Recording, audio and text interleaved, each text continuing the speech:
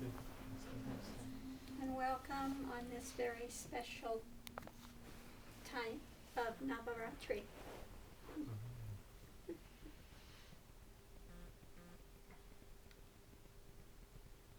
Does everyone here know what Navaratri is? No. Navaratri is the 9-day celebration of Durga, the goddess, the one that fights the negativity, the one that fights you. This is the time when you would read the Chandipat, and the Chandipat is basically an allegory about the path and what you use on the path to progress forward. So I'm not sure if you have a copy of the Chandipat here. No? I'll have to try to find it up at the house and bring it down so you can read it during this time, and you'll understand the path and what's needed on the path and the tools that you use to progress.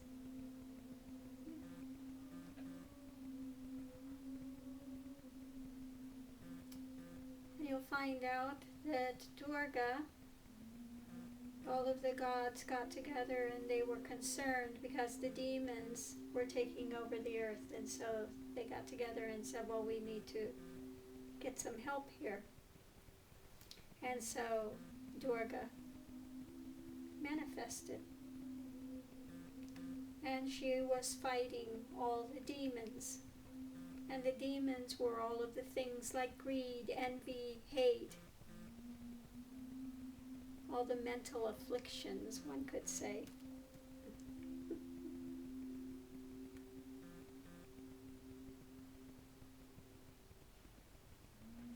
But there was one demon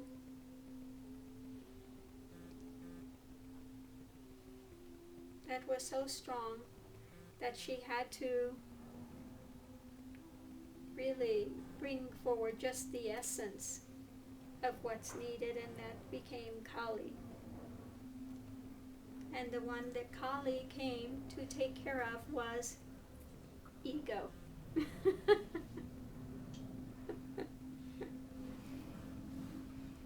And so that's why this path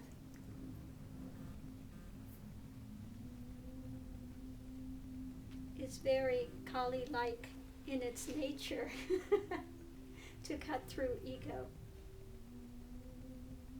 As if you cut the head of ego, you cut the rest of the drama all at once. The illusion is then laid bare for what it is and for what it was.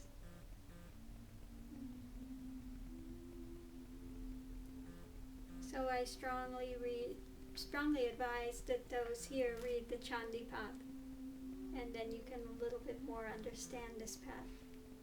And this is why I put the things about Kali online the other day, so you understand the nature and the workings of this path, and why as a guru I'm just cut to the core, cut to the quick. I'm not here to feed ego and to give it its candy and to tell it how wonderful it is. Because as much as ego loves to hear that, it just keeps one on that wheel of duality and suffering in the end. So we want to cut through that suffering and go beyond to non-duality, to moksha, to nirvikalpa sahaj samadhi, which is when the mind is still and there's no more chattering, no more, and just that non-dual expression is always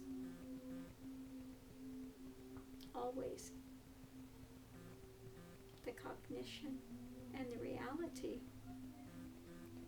of what remains.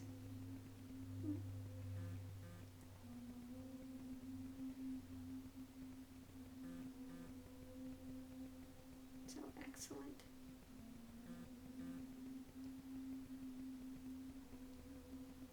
And how long was your drive to come down here? Not too long. Not too long? I don't know. I don't think Canada's right around the block. Maybe it is. Maybe it is. You'll lose time. Or a desire. Yeah, good, good. Yeah, it's a timeless ride. You get in and before you know it, here you are. So it's good to have you here. Maybe it's about as far as Portland is in the other direction. Yeah. So it's good to see you up here as well. Very nice.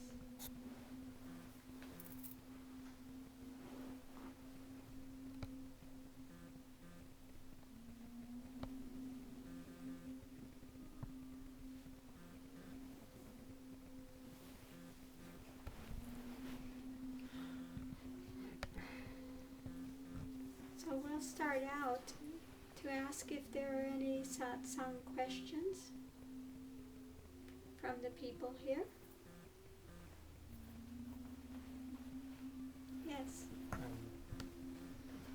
Talking about surrender, seems to be an act of ego, but yet it's not really something you can do.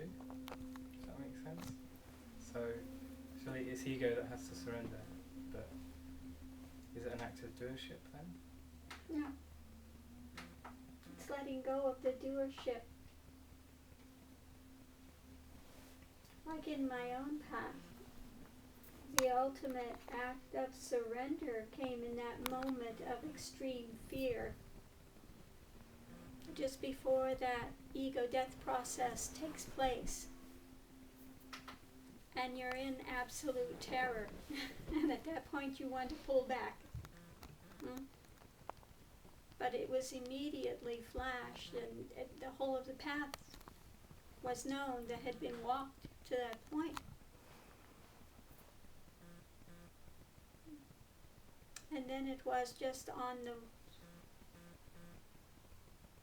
this altar of truth I lay myself, and I can do nothing. Therefore, if I die, I die. And if it's God's will, I live, I live. But I surrender, there's nothing more I can do.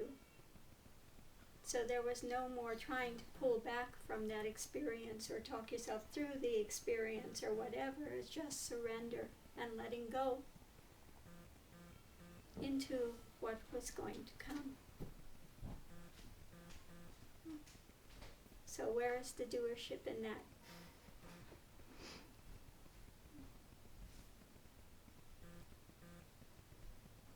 And then the illusion was laid bare. There was a full nirvikalpa samadhi at that point. No me, no world, nothing that was seen with the eyes. Everything you thought existed was gone. And the only reality was that absolute, that's beyond name, beyond form, beyond words, beyond the mental capacities to create. So all doership is, in true surrender, is released.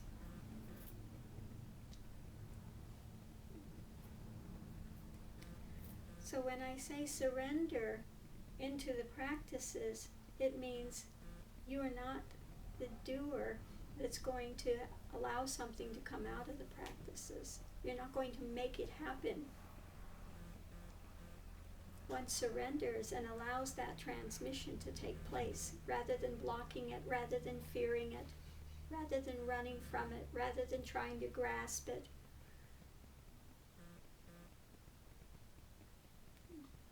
Does that make a little more sense?